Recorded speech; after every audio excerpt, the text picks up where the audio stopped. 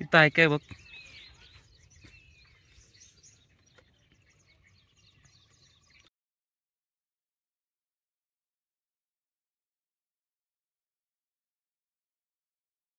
ए हा कुठला पाडा?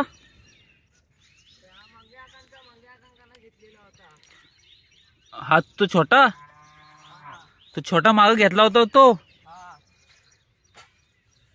पण तो दुसरा होता ना तो.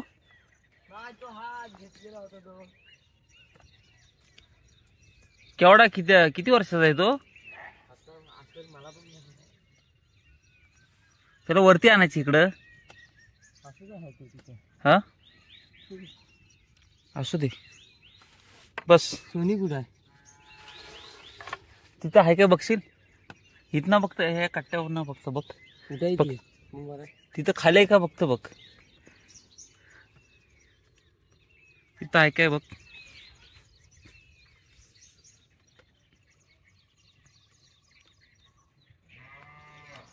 आणू नको, फक्त आहे काय बघ तिथं.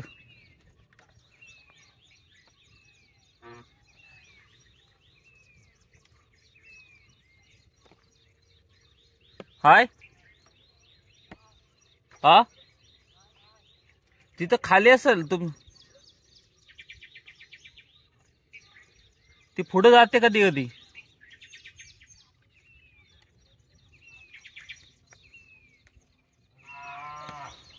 आता ही घंटी कुठली? त्या तू आणलेल्या वासराची आहे? मी गेली कुठं? गेली कुठं काय? मला वाटतं तिथं खाली तिथं हो नाही ना, इथनं काय दिसत नाही. तिथं असेल. हा राहू दे. आता कुठं आतोयस? घरात आतोयस? हा चरतो का आपोआप इथं?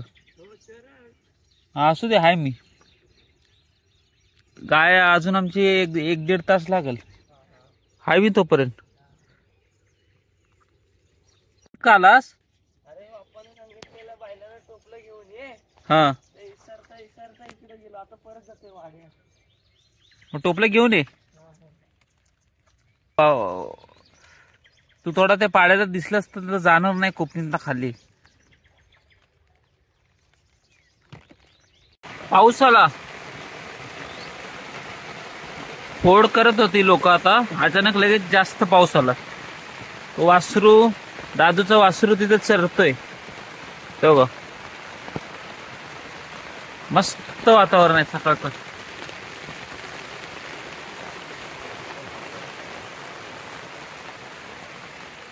गाय आता तिकडे चरते, पण बघू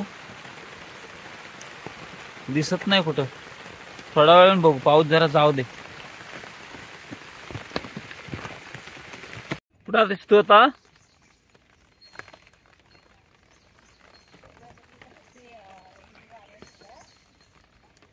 गाय दिसत नाही तर. हा आता आलीस ते एकदा बघ तिथं खाली. तिथं खाली फक्त बघून ये जाऊन. दादूचं वासरू चरतोय आता इथं. खाली होता तर इथं आलाय आता चरायला. ठीक आहे, गोली घे बा. अन्न आता ही सोडले बकरे.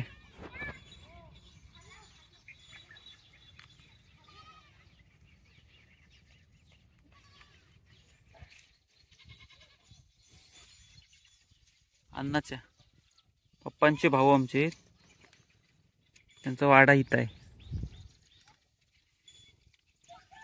बकरे आहेत त्यांच्या, आता घेऊन चालले चरायला.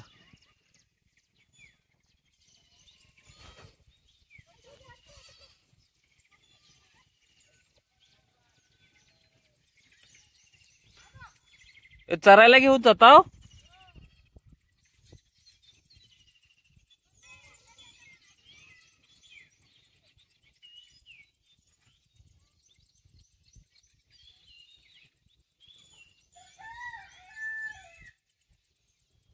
बकऱ्यांना चरायला न्यावं लागतं.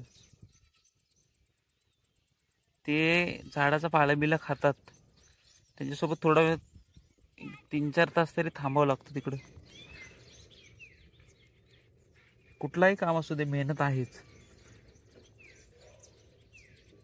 फक्त मनापासून केले तर कुठल्याही कामातून त्याचा फळ मिळतो सर. कुठे इकडे वरती येतोय घंटीचा आवाज. इथं आहे. येऊ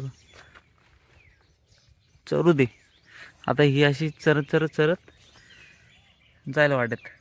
मग आपण पण जाऊ. झाले गाय आता जवळ आली चरत चरत. तिचं पोट तिचं भरत आलं की हळूहळू जवळ येते.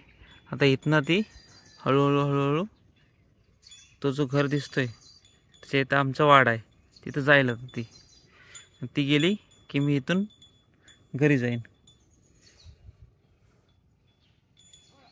पोट भरलं की थांबत नाही ती. आपण जसं आपली स्वतःची वागणूक ठेवतो तसंच आजूबाजूचं वातावरण होत जातं.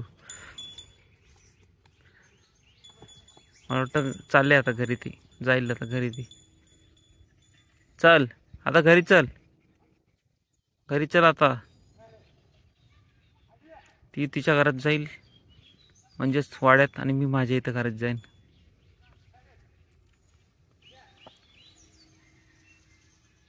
चला लवकर जा, पाऊस येतोय. चा लवकर. तो जोरात आला. चा लवकर तर भिजशील. जा लवकर जा.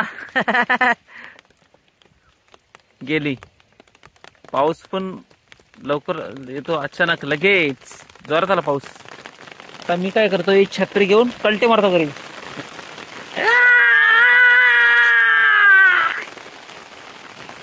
गावाकडचा आनंद म्हणजे विशाल आहे, विशाल अमर्यादित आनंद.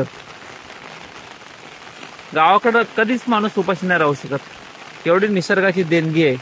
त्यामुळं पहिली प्रायोरिटी कोकणातल्या माणसाने निसर्गाला दिली पाहिजे. निसर्ग आधी जपला पाहिजे, मग नोकरी व्यवसाय. आता नोकरी व्यवसायाच्या नादात तिथं इकडून निसर्ग गेला तर सगळं अवघड होईल. राहायचे खायचे सगळे वांदे होतील. त्यामुळे निसर्ग जपणं खूप महत्वाचं आहे.